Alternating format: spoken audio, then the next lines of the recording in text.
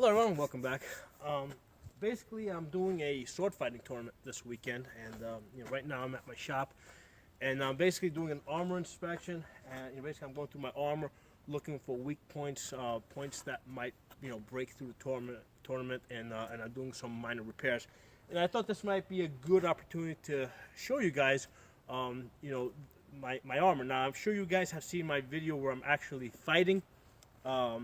But you really, you see me in armor, but you don't know the different components. And I thought this would be a good opportunity to kind of show you the different pieces and show you the type of wear and tear that they take. Now, first thing to understand is that what we're fighting with is basically we're using sword simulators. We're not actually using steel blades, because if we were using steel, steel weapons were designed to defeat armor. And we don't want to actually use something that's going to kill the man inside the armor. So what we're using swords made out of rattan or heavy rubber. Okay, and here's a sword that I actually made. This sword last week. It's only been through one practice, and you can see how the tape is just completely getting beat up. And basically this sword is weighed and balanced like a real sword. So basically it's got a balance point, right about there. The basket, which protects my hand, functions as a counterweight, and that's what allows me to turn the sword from one side to the other. Okay, because it's got that balance point, and I'm able to spin the sword, and attack different points. Now, the thing to understand with the type of fighting that we're doing, we're fighting at full power, full speed. So it's not tap, tap, tap. It's boom. Okay, the power starts from the legs. I'm driving through, and I'm basically delivering all that force at full speed to your head, to your legs, to your body, okay? So that's the kind of fighting that we're doing. Now, just to give you an example of the type of power that these shots are coming in, this is the basket that protects my hand, and this is made out of stainless steel. And if you look right there, you'll see a crack. You'll see how that's cracked. Now, basically, I've inspected this. This basically will be fine. At some point, I'll re-weld that spot. But I'm looking at this, and I don't see, any major, anything that would fail this weekend. Okay, but just wanted to show you that steel actually breaks. I got another sword here. Now, I always take more than one sword because, swords do break, they come apart in combat. Here's another point that basically the weld, basically cracked in the past. I re-welded it, and through the beatings, it broke again at that weld point. Okay, so that's the sword. Actually, over here, if you look over here, you can see how that steel is just kind of warped. I must have took a really heavy shot there, but it did its job. It basically protected my hand. Because that, obviously my hand would have been broken if that landed on my hand. Okay, so that's the sword, and now you guys get an idea of what we're hitting with and how hard we're hitting. And it's not just single-handed swords. We do also use great weapons. Like this is a great sword, and again with this, we're using full power, full speed. The blows are coming from the body. Using the full upper body. And with this sword, you're doing a push-pull. Okay, so with this sword, it weighs about 3 pounds. I don't fight too much with this weapon. There's a lot of guys that do like fighting with this weapon. But this is, basically you can expect that you will run into people that are using these giant swords and basically swinging at you at full power, full speed. One of the weapons that I like to use, now this one is not finished. Basically the one I'm taking to the tournament tomorrow, I got it home. But this actually gives you a good illustration of the polearm and what's inside it. Basically, you got this thick rubber, and it's not compressible. I mean, that's solid. That's a really thick, solid rubber. And when that hits, I mean, this thing, it packs a punch. Okay, when this thing hits. Now, just to give you an example, the next thing that I'm going to look at is I'm looking at the helmet. This stainless steel helmet weighs about 7.5 pounds. Now, this is heavier than a historical helmet, a historical bassinet, which is what this is a bassinet. The thing is, this helmet weighs 7.5 pounds. you know, medieval people lived in their armor. So if I was to try and wear this on my head and live in it, I mean, basically, you know, I can't go more than a couple of hours with a 7.5-pound helmet without getting a neck ache or a headache.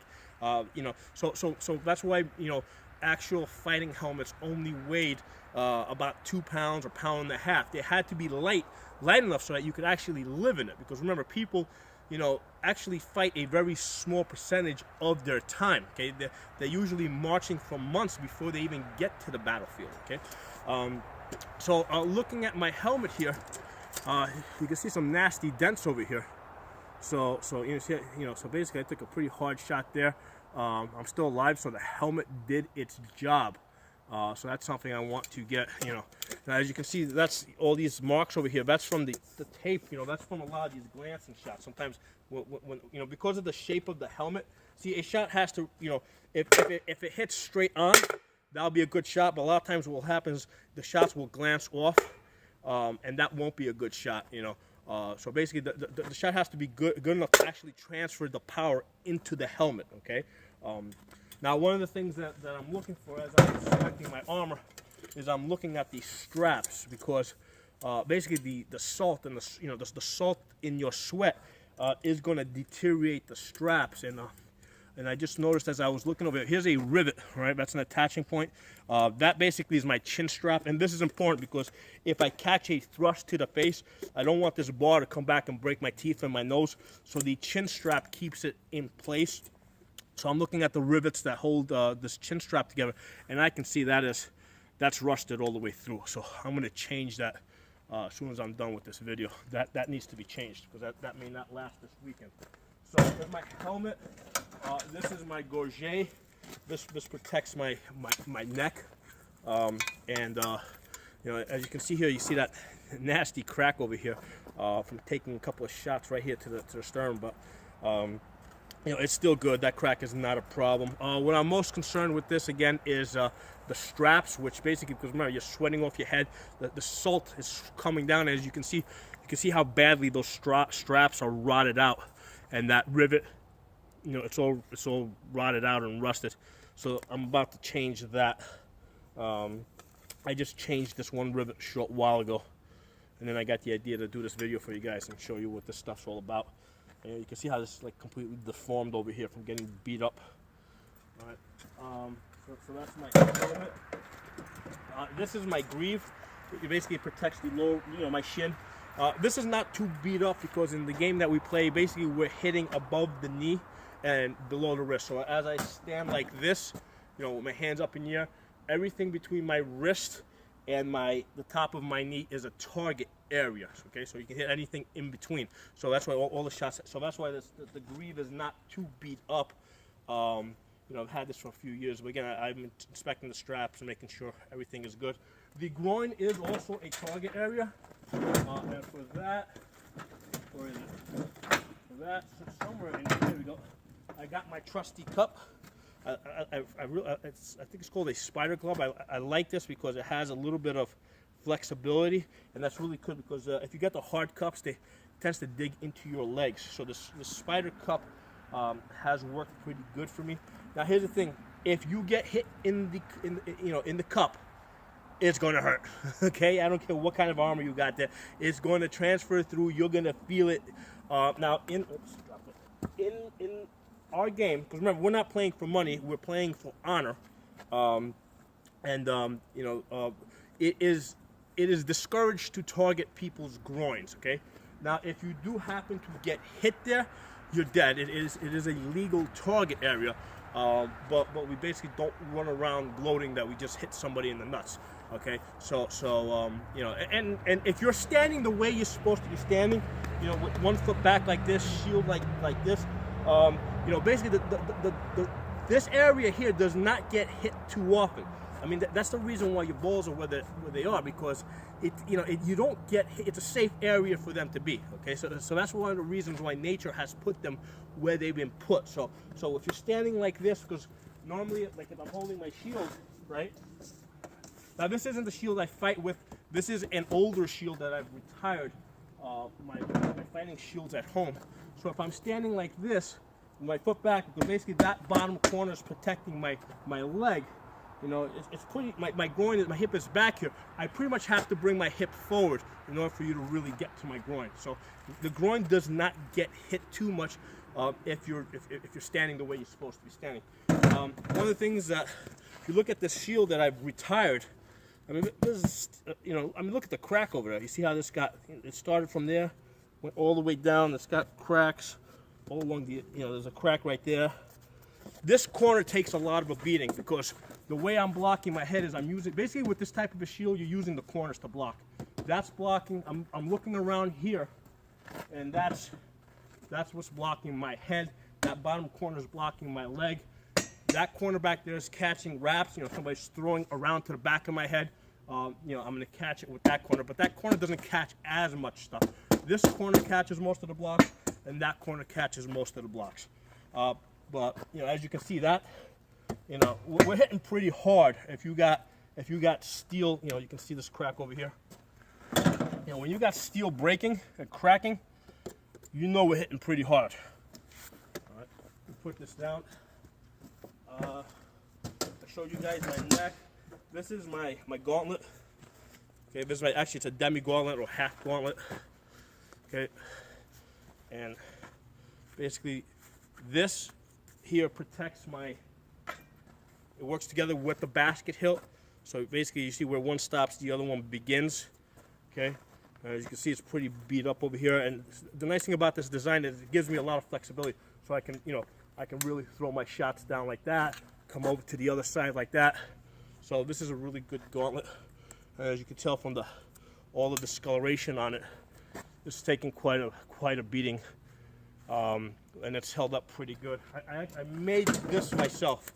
I went to a shop, and you know, through some, I got some guidance, but I made this myself. So let's look at my legs. These are my legs. Basically, they're on the belt. They go around my waist like this. Okay. So it covers the knee.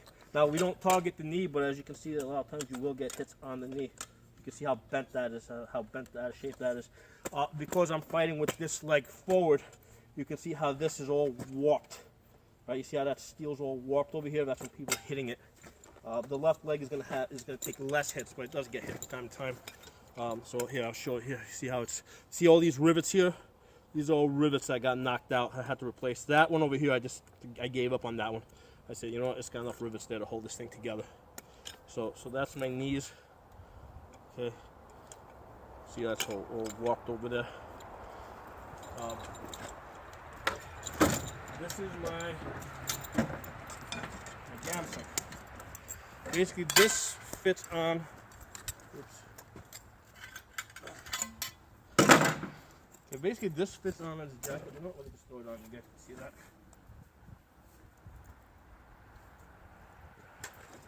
So this fits on like this, and my elbows and my forearm. I don't wear a forearm on this side because I got this arm's behind the shield. Okay, and my shield protections are actually built into the gamson, and this gives me a lot of flexibility.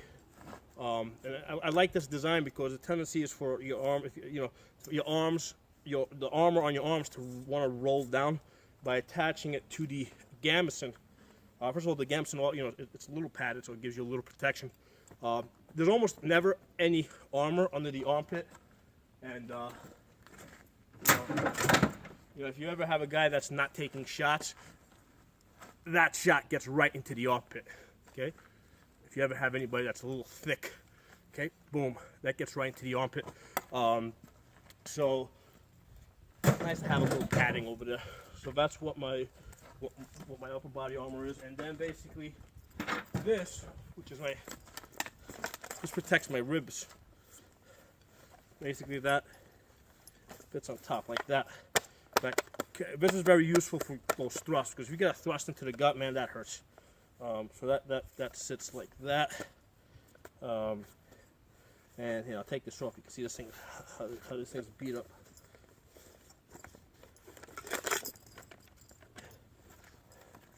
This I made myself too a couple of years back. I went to an armor and showed me how to make it. You can see how the leather's all falling apart, beat up. But if you look at the plates on the inside, you can see how warped they get from getting hit all the time, especially this side. Because I guess that's my my right side here. Let's see how beat up the plates are.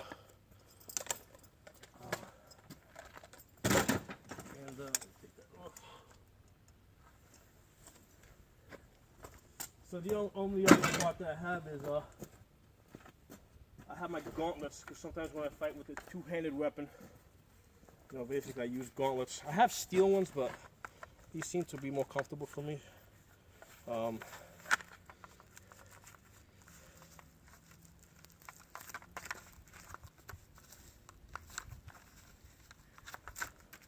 So basically,